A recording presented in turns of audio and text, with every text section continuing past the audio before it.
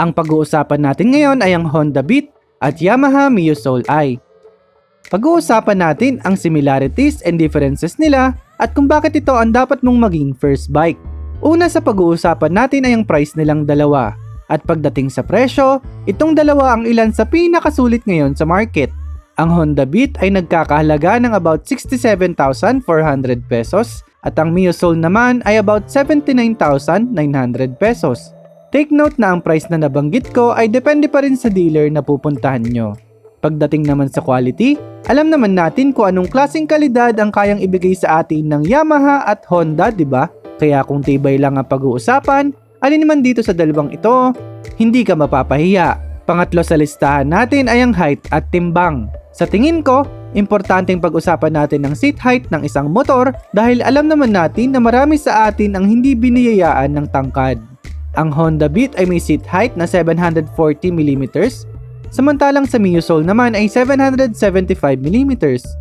Ganon din sa timbang ng motor na dapat natin bigyan ng pansin, lalong-lalo na para sa mga baguhan. Ang Honda Beat ay may timbang na 93 kg, samantalang sa Mio Soul naman ay 96 kg. Kung usapang fuel tank capacity naman, ang Honda Beat ay may 4 liters tank capacity, sa Mio Soul naman ay 4.2 liters. Sa braking system naman, pareha silang mayroong single disc brake sa unahan at drum brake sa likod. Punta naman tayo sa makina ng dalawang ito. Sa Honda Beat, 4-stroke, single overhead cam, air-cooled, and then ang displacement niya is 110cc. Ang kanyang bore and stroke is 50 by 55.1mm. Ang maximum power niya is 6.48 kilowatts at 7,500 RPM. Maximum torque of 9.21 Nm at 6,000 RPM. Fuel injected na rin to.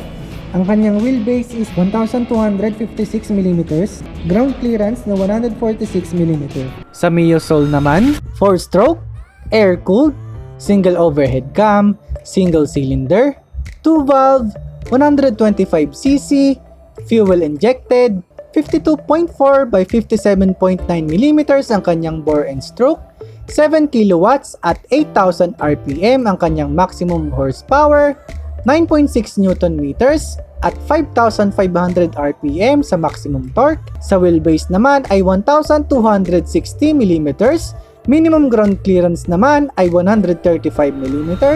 At pagdating naman sa design, hinuli ko talaga ang bagay na ito dahil iba-iba naman tayo ng taste.